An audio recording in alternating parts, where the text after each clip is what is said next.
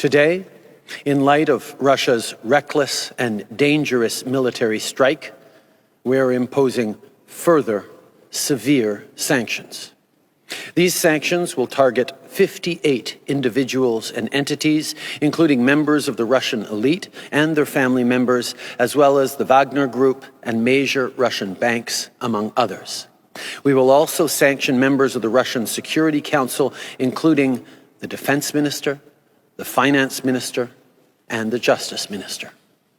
In addition, effective immediately, we are ceasing all export permits for Russia and canceling existing permits. These sanctions are wide-reaching.